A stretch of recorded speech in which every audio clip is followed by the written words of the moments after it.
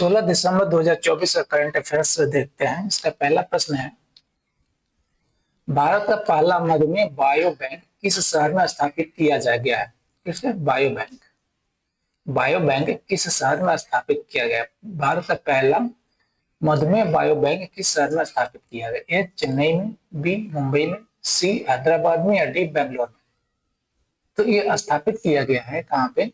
ये स्थापित किया गया है ये मद्रास यानी कि चेन्नई। ठीक है, चेन्नई में स्थापित किया गया है। ठीक है, ये किसके द्वारा स्थापित किया गया? ICMR यानी कि इंडियन, इसका क्या नाम? भारतीय चिकित्सा, ये क्या है? भारतीय चिकित्सा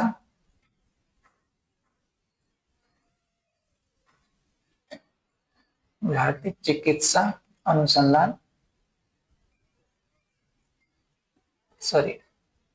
अनुसंधान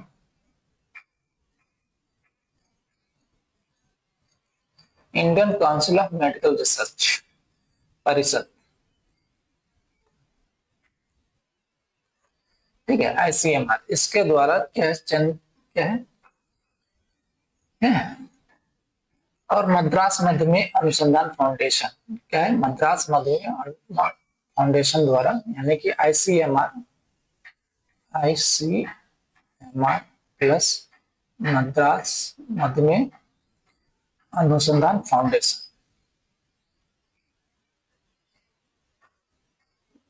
ये आर यानी कि मद्रास डायबिटीज रिसर्च फाउंडेशन।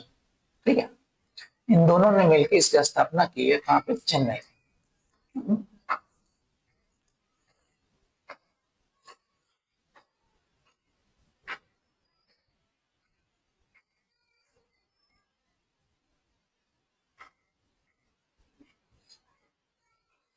ये किस लिए किया गया है? उद्देश्य क्या है इसका?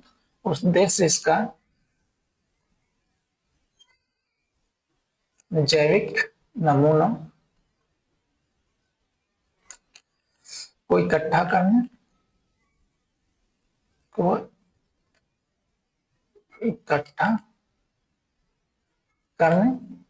ठीक है, संसाधित करने,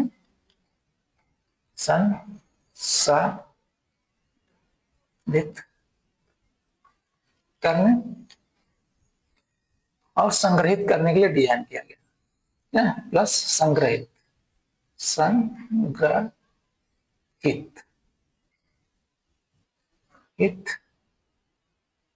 करने, इसके लिए क्या किया गया? इसका डिजाइन किया गया। बायो बैंक ICMR, ठीक है, इंडिया बी अध्ययन और यंग ऑनसेट मधुमेह की रजिस्ट्री जैसे महत्वपूर्ण अध्ययनों का समर्थन करेगा। किसका? इसका उद्देश्य प्रारंभिक निदान के लिए बायोमार्कर की पहचान करना। किसका पहचान करना? बायोमार्कर। ठीक है,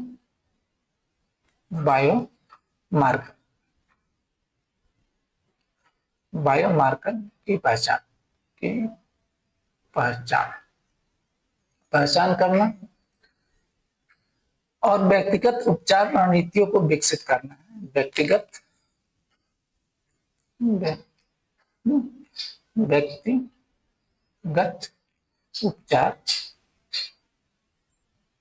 उपचार रणनीतियों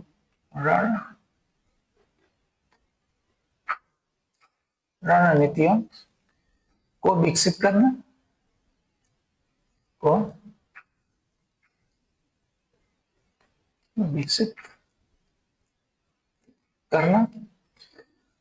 मधुमेह की प्रगति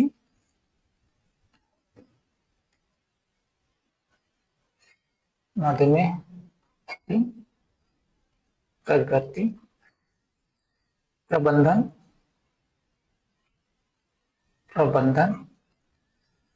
और रोकथाम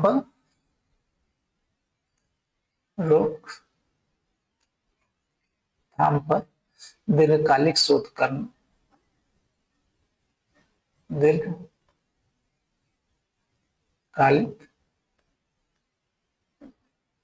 शोध को बढ़ावा देना, शोध को बढ़ावा देना। अगला प्रश्न है, उस चक्रवात का नाम क्या है जिसने मायोटे में तबाही मचाई और मोजाम्बिक में दस्तक दी? क्या है, कहां पर मचाया तबाही? मायोटे में, और मोजाम्बिक में क्या है, दस्तक दी? ए इदाई, बी केनेथ, सी फ्रेडी या डी चीडो? इसका नाम क्या है? ठीक है, इसका नाम है चीडो। ठीक है, चक्रवात का नाम है चीडो। ठीक है,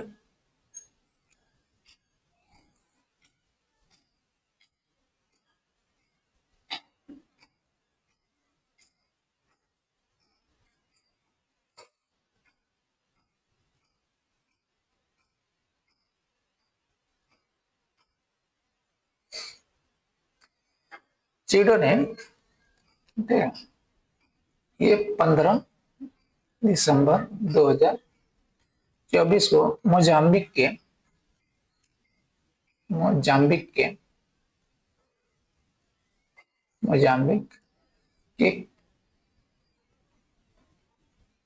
कोबो डेलगाडो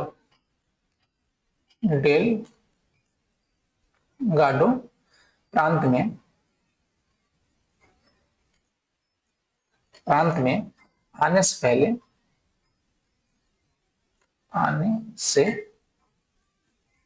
पहले इसकी स्पीड कितनी थी? ये 220 किलोमीटर प्रति आवर से अधिक इसका कहते हैं स्पीड था, जो अधिक हवाओं के साथ मायोटे में गंभीर विनाश किया था। कहां पे? मायोटो में। ठीक है, इसकी स्पीड कितनी? 220 किलोमीटर पर आवर। चक्रवात मायोटो में पूरे पड़ोस के तहस नहस कर दिया, पड़ोस को तहस नहस कर दिया, जिससे 90 वर्ष से इस क्षेत्र में आने वाला सबसे शक्तिशाली चक्रवात, यानी 90 वर्ष से पहले क्या है, इससे बार कोई चक्रवात नहीं आया था। कब आया था? 90 वर्ष पहले, 90 वर्ष पहले आया था। ठीक है, मोजाम्बिक चैनल को पार करने के बाद चीडो तेज हो गया और भारी बारिश के साथ 200 किलोमीटर प्रति घंटे से अधिक की हवाएं लेकर आया, जिससे उत्तरी मोजाम्बिक बुरी तरह प्रभावित हुआ। कौन सा? ये उत्तरी मोजाम्बिक। नॉर्थ मोजाम्बिक क्या है, बहुत बहुत प्रभावित हुआ, बुरी तरह प्रभावित हुआ।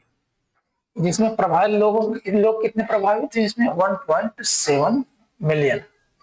ठीक है, लोग क्या है, इससे प्रभावित है, जिससे कोबो डेलगाडो, नामपूला, यहाँ पे ये 3 नाम है,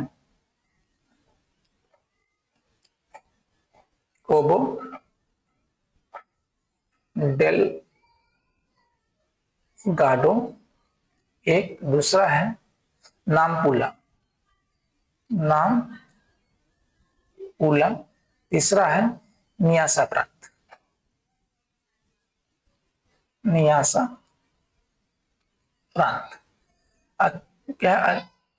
प्रांत में अचानक बाढ़, भारी बारिश और अधिक विनाश का खतरा है। ठीक है,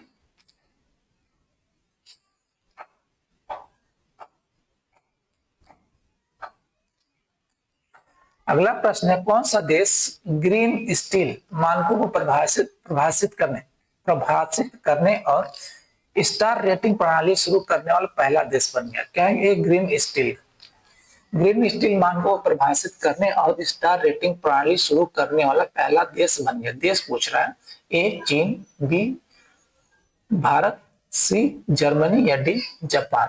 तो ये कौन सा देश है जो मानकों को परिभाषित करने और स्टार रेटिंग प्रणाली शुरू करने वाला पहला देश बन गया ग्रीन स्टील के लिए? तो ये कौन सा? ये भारत है। कौन है? ये भारत है। ठीक है,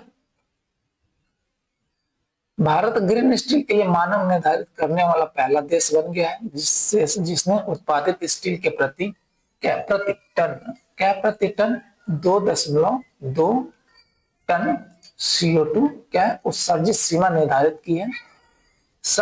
ठीक है, साथ ही स्टील उत्पादकों को उनके उत्सर्जन प्रदर्शन के आधार पर वर्गीकृत करने के लिए एक स्टार रेटिंग प्रणाली शुरू की है। किसके आधार पर? उत्सर्जन प्रदर्शन के आधार पर।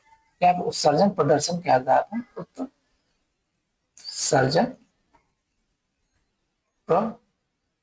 प्रदर्शन प्रदर्शन के आधार पर एक स्टार रेटिंग प्रणाली भी शुरू किया। ठीक है,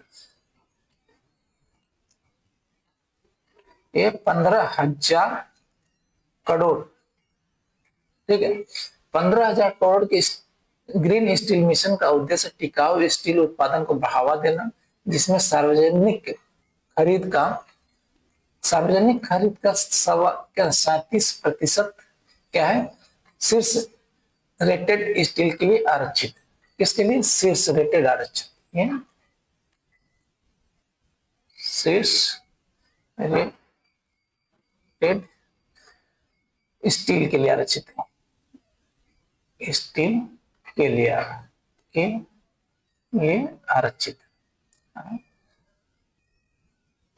आरक्षित है। ठीक है,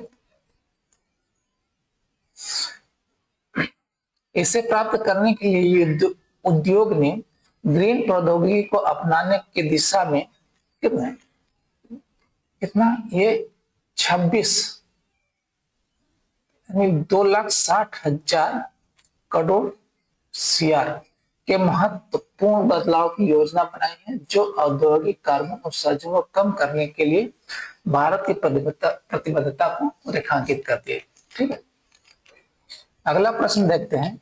किस कंपनी ने AI हेल्थ इनोवेशन, कौन सा AI हेल्थ इनोवेशन हब स्थापित करने के लिए एम्स के साथ साझेदारी की? कंपनी पूछ रहा है। ए इंफोसिस, बी TCS, सी विप्रो या डी HCL।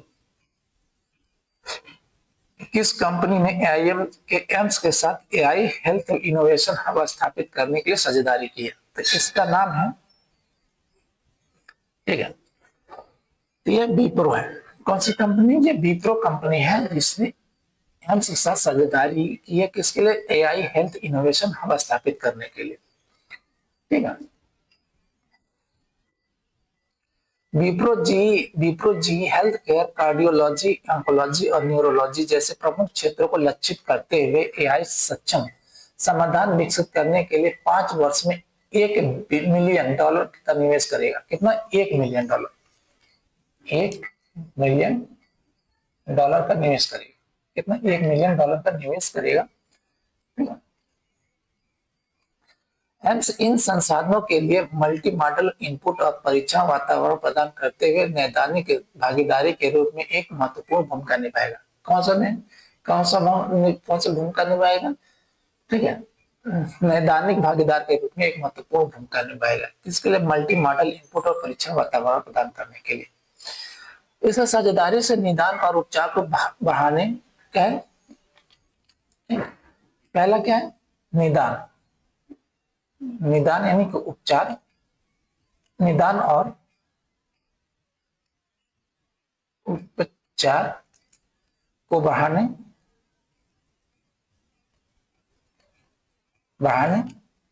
दूसरा है स्वास्थ्य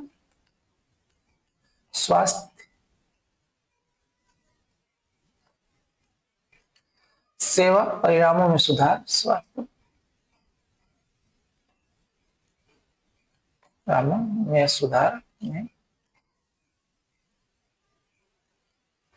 सुधार करने। तीसरा है अभिनव चिकित्सा प्रगति का मार्ग प्रशस्त करने।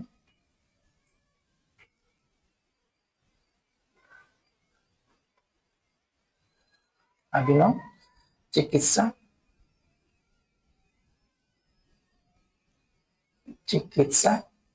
प्रगति का मार्ग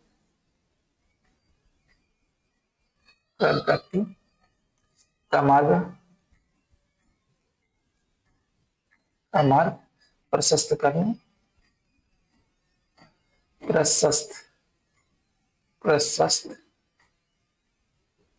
करने करने के लिए एआई तकनीक का लाभ उठाने की उम्मीद है।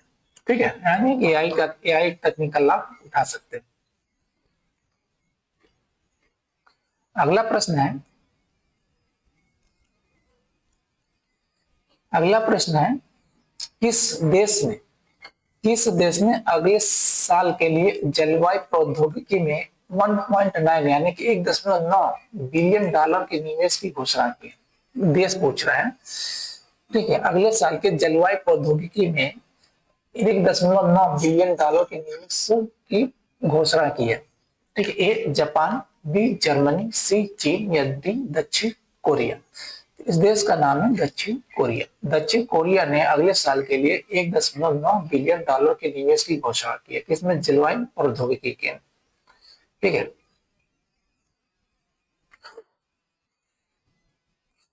ये 1.9 बिलियन, ठीक है, डॉलर, ये किसके बराबर है?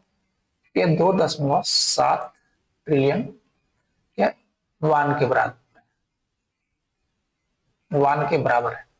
ठीक है, तो यह 2.6 ट्रिलियन, ठीक है, वान के पिछले वांटन से 3.9% की वृद्धि दर्शाता है। यानी कि पिछले साल इसने कितना किया था? ये पिछले साल किया था 2.6 ट्रिलियन वान। ठीक है, ये कितना अधिक है? ये 3.9% क्या है? अधिक है, की वृद्धि दर्शाता है।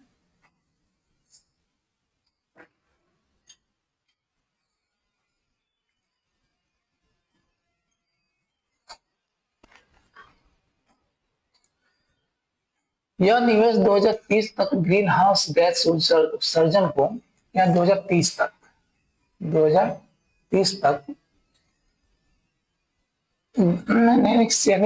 ग्रीन हाउस गैस उत्सर्जन को 2018 के स्तर से 40% तक कम करने और 2050 तक कार्बन तटस्थता हासिल करने की दक्षिण कोरिया की प्रतिबद्धता का हिस्सा है।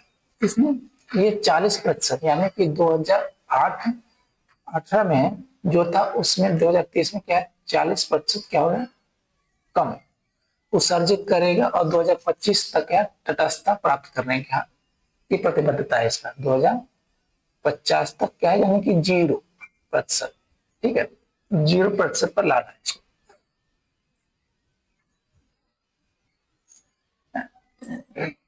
यानी कार्बन तटस्थता हासिल करने, सॉरी 0 नहीं है, कार्बन तटस्थता, कार्बन तटस्थता हासिल करने,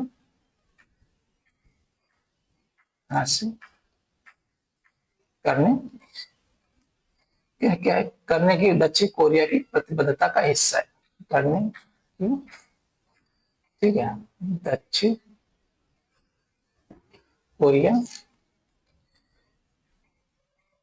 की प्रतिबद्धता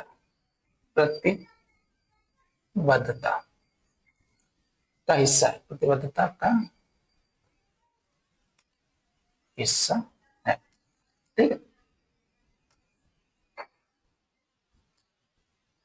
अगला प्रश्न है डेजर्ट नाइट वायु युद्ध। क्या डेजर्ट नाइट वायु युद्ध अभ्यास में किन देशों ने भाग लिया? प्रश्न है डेजर्ट नाइट वायु युद्ध अभ्यास में किन देशों ने भाग लिया? ए भारत, अमेरिका और फ्रांस, बी फ्रांस, यूएई और जर्मनी, सी भारत, फ्रांस और यूएई के बीच में, या डी भारत, यूएई और सऊदी के बीच में। इन तीनों ने कौन सा देश इसमें भाग लिया था? तो इसमें लिया था भारत, फ्रांस और यूएई। भारत, फ्रांस और यूएई ने, यानी कि ऑप्शन सी है, भारत, फ्रांस और यूएई ने इसमें भाग लिया था। किसमें? डेजर्ट नाइट वायु युद्ध अभ्यास में।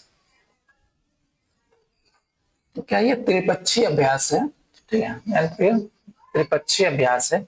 इस अभ्यास का फोकस क्या है? इंटर ऑपरेबिलिटी और उन्नत युद्ध कौशल को बढ़ाने पर था, जिसमें सुखोई 30 MKI और राफेल जैसे विमान शामिल थे। यह 3 दिवसीय, कितने दिन हो? 3 दिवसीय था, 3 दिवसीय, ठीक है। 3 दिवसीय अभ्यास 2022 के त्रिपक्षीय रोड मैप पर आधारित है, जिसका उद्देश्य अच्छा उद्देश्य क्या है इसका? उद्देश्य क्या है? रक्षा प्रौद्योगिकी प्रौद्योगिकी। तीसरा है ऊर्जा क्षेत्र, ऊर्जा क्षेत्र में तीनों देशों के बीच सहयोग को बढ़ावा देना। यह उनके बढ़ते रक्षा संबंध और इंडो पैसिफिक और फारस की खाड़ी क्षेत्र में सुरक्षा को मजबूत करने की प्रक्रिया पर प्रकाश डालता है। किसमें? बढ़ते रक्षा संबंधों, इंडो पैसिफिक और फारस के खाड़ी क्षेत्र पर सुरक्षा को मजबूत करने की प्रतिबद्धता पर क्या है? प्रकाश डालता है। अगला प्रश्न देखते हैं। अगला प्रश्न है, हाल ही में शुरू की गई जलवाहक योजना का प्राथमिक उद्देश्य क्या है? इसका उद्देश्य पूछ रहा है कि इसका जलवाहक योजना का। ए, बंदरगाह के बुनियादी ढांचे में सुधार करना। बी, अंतर्देशीय राजमार्ग कार्गो को बढ़ावा देना। सी, तटीय पर्यटन को बढ़ावा देना। या डी, मछली पकड़ने के उद्योग को बढ़ावा देना। ठीक है, इसका क्या उद्देश्य है? उद्देश्य पूछ रहा है, इसका उद्देश्य है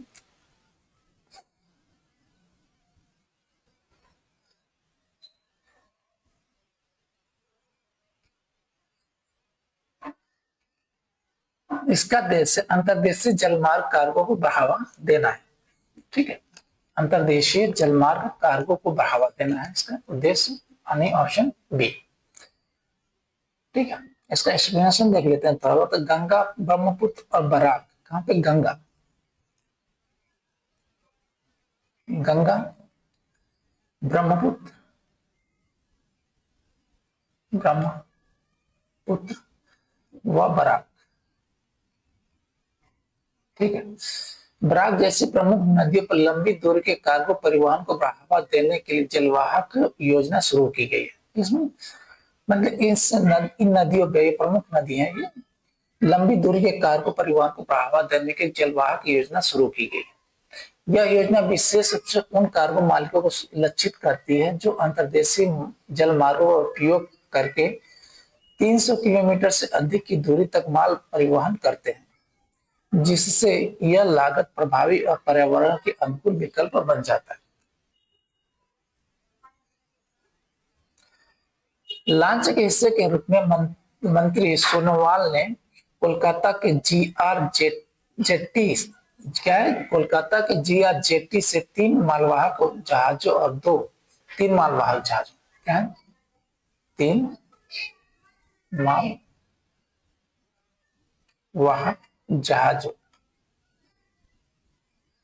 जहाजों और 2 बजरों को हरी झंडी दिखाई, जो राष्ट्रीय मार्ग 1 और राष्ट्रीय जलमार्ग 1 और 2 पर नियमित कार्गो सेवाओं की शुरुआत का संकेत है। यह पहल से क्या है? इस पहल से सड़क की भीड़ भाड़ कम होने और भारत में अंतर्देशीय जल परिवहन के कुशल उपयोग को बढ़ावा मिलने की उम्मीद है। यानी कि क्या है? सड़क पर जो भीड़ भाड़ होती है उसको कम किया जा सकता है इस पहल से। अगला प्रश्न देखते हैं। अगला प्रश्न देखते हैं। नॉर्दर्न कोलफील्ड लिमिटेड, क्या नॉर्दर्न कोलफील्ड लिमिटेड यानी एनसीएल द्वारा जानलेवा बीमारियों के लिए मुफ्त उपचार प्रदान करने के लिए शुरू की गई पहल का नाम क्या है? ठीक है, जानलेवा बीमारियों के मुफ्त उपचार प्रदान करने के लिए जो पहल शुरू की गई है किसके द्वारा? नॉर्दर्न कोलफील्ड लिमिटेड द्वारा। उसका नाम क्या है? ए, आयुष्मान। बी, संजीवनी। सी, चरक। या डी, आरोग्य। तो इसका नाम दिया गया है चरक। इस पहल का नाम दिया गया, क्या दिया गया? ये चरक, ऑप्शन सी है, ये चरक नाम दिया गया। ठीक है, कुल मंत्रालय के अंतर्गत नॉर्दर्न कोलफील्ड लिमिटेड ने जानलेवा बीमारियों के लिए मुफ्त इलाज उपलब्ध कराने की चरक पहल सामुदायिक स्वास्थ्य, ठीक है, चरक पहल सामुदायिक स्वास्थ्य कुलांचल के लिए एक उत्तरदायी कार्रवाई शुरू की है। किसके लिए? सामुदायिक स्वास्थ्य कुलांचल के लिए। सामुदायिक स्वास्थ्य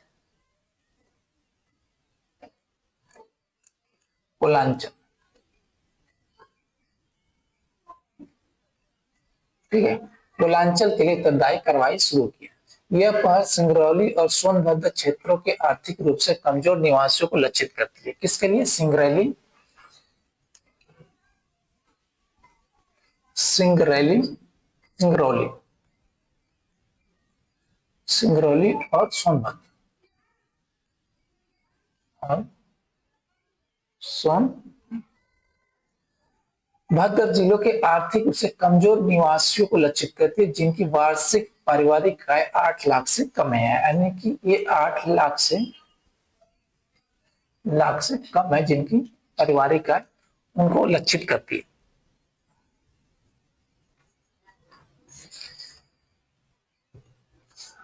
चरक में घातक बीमारी, टीबी, हृदय संबंधी रोग, HIV, तंत्रिका संबंधी विकार आदि जैसी बीमारियों के इलाज को शामिल किया जाएगा। इसमें शामिल किया जाएगा घातक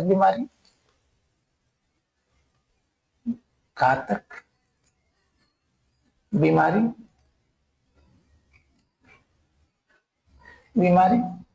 दूसरा टीबी, तीसरा हृदय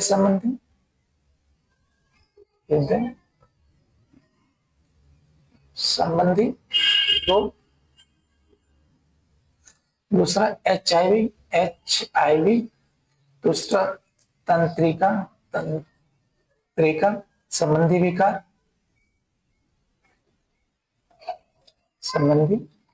विकार, इन बीमारियों का क्या है, इसमें इलाज किया जाएगा। एनसीएल के अस्पताल या देश भर में विशेष पैनल वाले अस्पतालों में मुफ्त इलाज दिया जाएगा। ठीक है, एनसीएल के अस्पताल में या देश भर में विशेष पैनल वाले अस्पतालों में क्या होगा, फ्री इलाज किया जाएगा इसका। यह परियोजना कॉर्पोरेट सामाजिक जिम्मेदारी यानी CSR पे एनसीएल के निरंतर फोकस को उजागर करती है, विशेष रूप से स्वास्थ्य सेवा में, जिसका उद्देश्य कमजोर समुदायों की भलाई में सुधार करना है। अगला प्रश्न देखते हैं।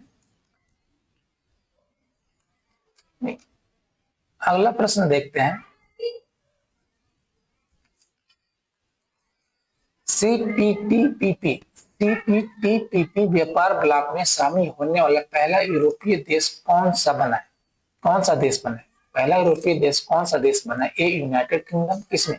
CPTPP में। ये United Kingdom, B Germany, C France या डी इटली। कौन सा देश बना ये शामिल होने वाला? तो ये देश का नाम है यूनाइटेड किंगडम। ये यूनाइटेड किंगडम है जो CPTPP व्यापार ब्लॉक में शामिल हुआ है। ये कौन सा सदस्य? 12वां सदस्य बन गया। ठीक है, ये 12वां सदस्य है, 12वां सदस्य बना है।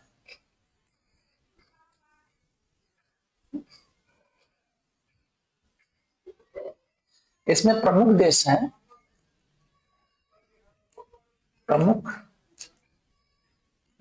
कौन? कनाडा, जापान, ऑस्ट्रेलिया, ठीक है, और मैक्सिको।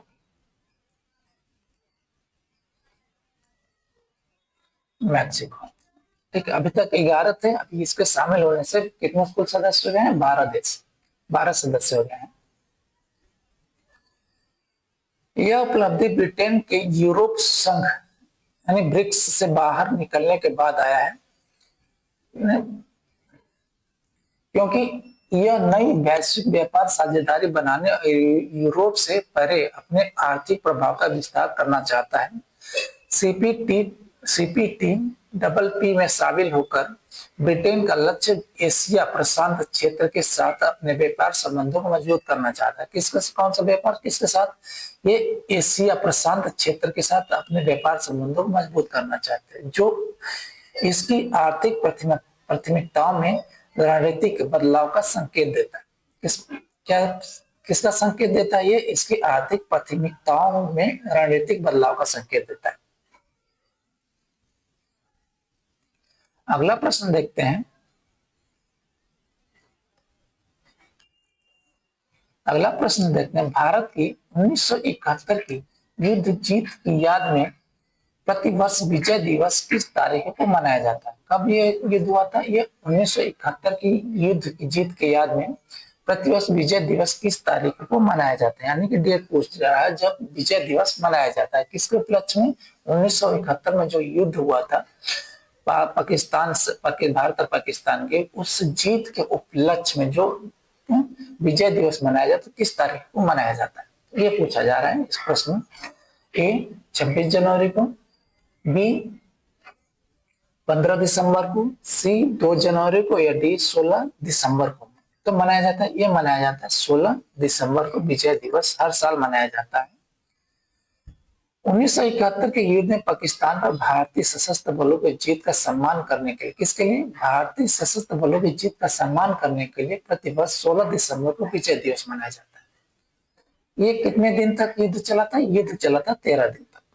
ठीक है, 13 दिन तक चले इस भीषण युद्ध में भारत की निर्णायक जीत हुई, जिसके परिणाम स्वरूप बांग्लादेश एक स्वतंत्र देश राष्ट्र के रूप में अस्तित्व, ठीक है, कि बांग्लादेश अस्तित्व में आया 1971 में, जिसके परिणाम स्वरूप, ठीक है, जब 1971 में युद्ध हुआ था भारत और पाकिस्तान के बीच, उसके परिणाम स्वरूप बांग्लादेश नाम का एक स्वतंत्र राष्ट्र क्या हुआ?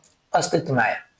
यह दिन संघर्ष के दौरान भारतीय सैनिकों द्वारा किए गए बलिदानों को भी श्रद्धांजलि देता है। यानी कि क्या है? यह दिन संघर्ष के दौरान भारतीय सैनिकों द्वारा किए गए बलिदानों को भी श्रद्धांजलि देता है। ठीक है, उसमें जो भी शहीद हुए थे जो सैनिक, उनको श्रद्धांजलि भी दी जाती है इस दिन। अगला प्रश्न है, ठीक है, अगला प्रश्न है, बांग्लादेश में इस दिन को विजय दिवस या विजय, ठीक है, विजय दिवस यानी विजय दिवस या विक्ट्री डे के रूप में भी मनाया जाता है। बांग्लादेश में भी मनाया जाता है इसी तारीख को विजय दिवस, जो पाकिस्तान से उनकी स्वतंत्रता का क्या है? प्रतीक है। विजय दिवस भारत की सैन्य शक्ति और युद्ध की सफल रणनीति की याद दिलाता है। ठीक है, अगला प्रश्न देखते हैं। अगला प्रश्न देखते हैं, किस देश ने डार्क ईगल, क्या है? Dark eagle long range hypersonic हथियार का सफलतापूर्वक परीक्षण किया है? डार्क ईगल पूछ रहा है। ए रूस, बी संयुक्त राज्य अमेरिका, सी चीन, या डी यूनाइटेड किंगडम। किसने इन्हें सफलतापूर्वक परीक्षण किया किसका? Dark eagle long range hypersonic हथियार का, वेपन का। ठीक है, LRHW का किस देश ने सफलतापूर्वक परीक्षण किया है? उसका नाम क्या दिया है? Dark eagle. ठीक है, तो इस देश का नाम है ये संयुक्त राज्य अमेरिका। ठीक है, इनका राष्ट्रीय प्रतीक क्या है? गोल्डन ईगल है इनका राष्ट्रीय प्रतीक। तो इससे डार्क ईगल से समझ सकते हैं, ईगल से, कि ये संयुक्त राज्य अमेरिका का यानी कि यूएसए का।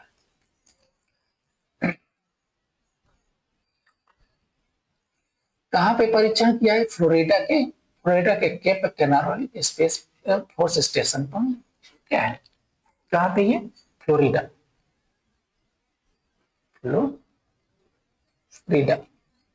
के कैप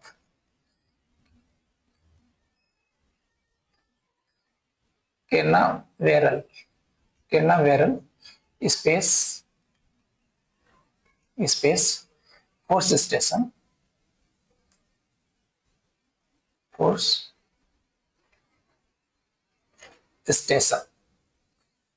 ठीक है, इस पर अपने लॉन्ग रेंज हाइपरसोनिक हथियार का क्या सफलतापूर्वक परीक्षण किया, जिसे डार्क ईगल के नाम से जाना जाता है। इस परीक्षण ने मिसाइल की 3800 मील प्रति घंटे यानी कि मैक 5 से अधिक तेज गति से यात्रा करने की क्षमता का प्रदर्शन किया, जो ध्वनि की गति से क्या 5 गुना अधिक है, यानी कि 5 times of speed of sound. ठीक है।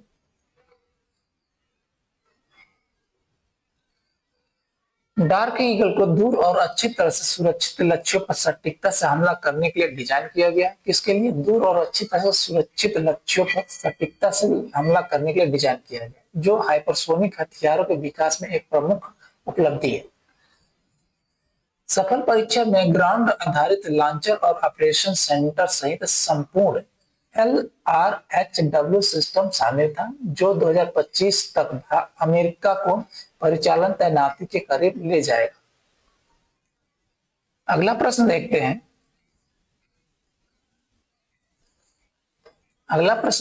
ओडिशा मास्टर्स। क्या ओडिशा मास्टर्स में किसने अपना पहला BWF सुपर 100 खिताब जीता? किस व्यक्ति ने पूछा? ओडिशा मास्टर्स में किसने अपना पहला BWF सुपर 100 खिताब जीता? ए ऋत्विक संजीवी, बी थारुण मन्नेपल्ली, सी तन्वी लाड या डी किरण जॉर्ज।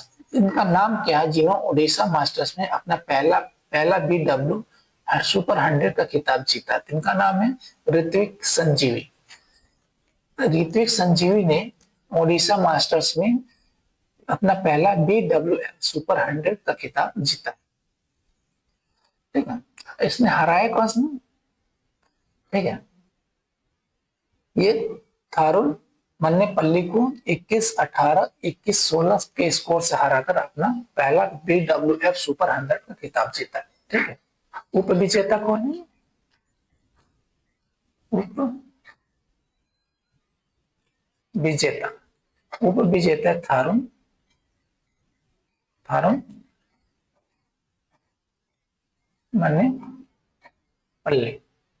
मन्नेपल्ली। यह जीत ऋत्विक के लिए एक महत्वपूर्ण उपलब्धि है, क्योंकि यह इस स्तर पर उनका पहला बड़ा खिताब है।